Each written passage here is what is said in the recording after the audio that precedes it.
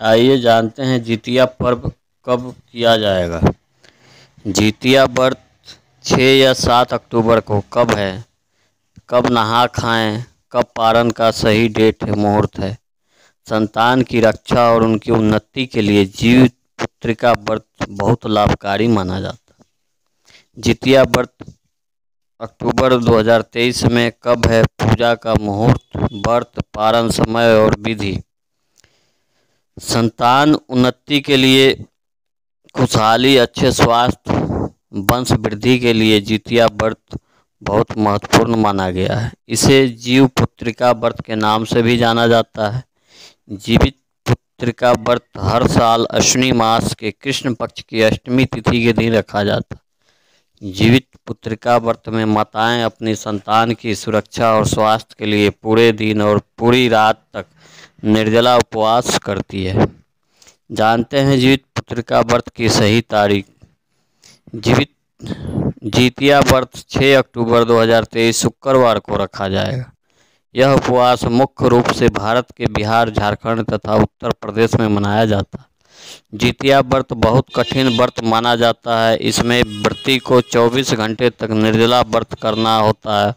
इस दिन पितृपक्ष की अष्टमी तिथि का श्राद्ध किया जाता है। अश्विनी माह के कृष्ण पक्ष की अष्टमी तिथि 6 अक्टूबर 2023 को सुबह 6:34 पर शुरू होगी। अष्टमी तिथि का समापन 7 अक्टूबर 2023 को सुबह 8:08 पर होगा। व्रत पारण समय सुबह 8:08 के बाद 7 अक्टूबर 2023।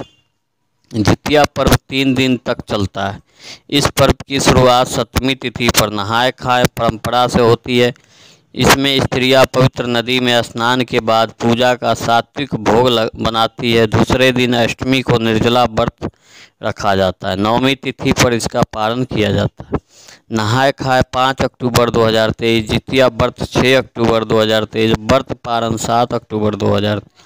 जीवित पुत्रिका व्रत का संबंध महाभारत काल से है। जितिया व्रत के दिन स्नान के बाद स्त्रियां कुशा से बनी जीमूत वाहन भगवान की प्रतिमा के समक्ष धूप, दीप, चावल और पुष्प अर्पित कर विधि विधान से पूजा करती है। इसके साथ ही व्रत में गाय का गोबर और मिट्टी से चील और सिरयानी की मूर्ति बनाई जाती है। पूजा करते हुए उनके माथे पर सिंदूर से टीका लगाते हैं और पूजा में जीवित पुत्रिका व्रत कथा जरूर सुनते हैं। ये जितिया व्रत का कथा श्रवण करते हैं। पौराणिक कथा के अनुसार एक बार एक गरुड़ और एक मादा लोमड़ी नर्मदा नदी के पास एक हिमालय के जंगल में रहते थे। दोनों ने कुछ महिलाओं को पूजा करते और उपवास करते देखा और खुद भी इसे देखने की कामना की। उनके उपवास के दौरान लोमड़ी भूख के कारण बेहोश हो गई और चुपके से भोजन कर लिया।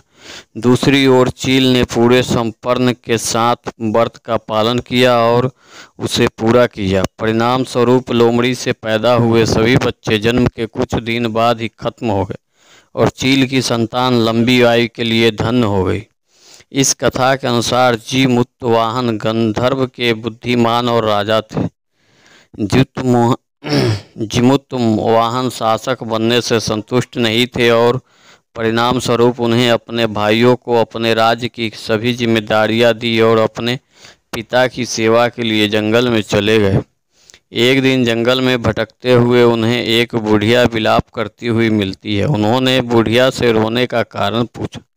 इस पर उसने उसे बताया कि वह सांप नागवंशी के परिवार से है और उसका एक ही बेटा है।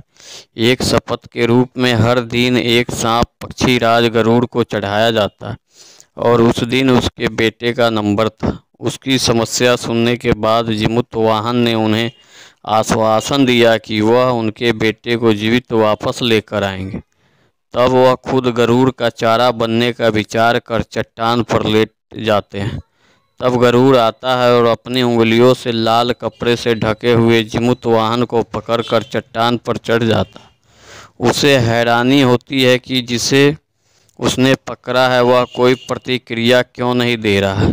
तब वह जीमूत वाहन से उनके बारे में पूछता है। तब गरुड़ जीमूत वाहन की वीरता और परोपकार से प्रसन्न होकर सांपों से कोई और बलिदान नहीं लेने का वादा करता है।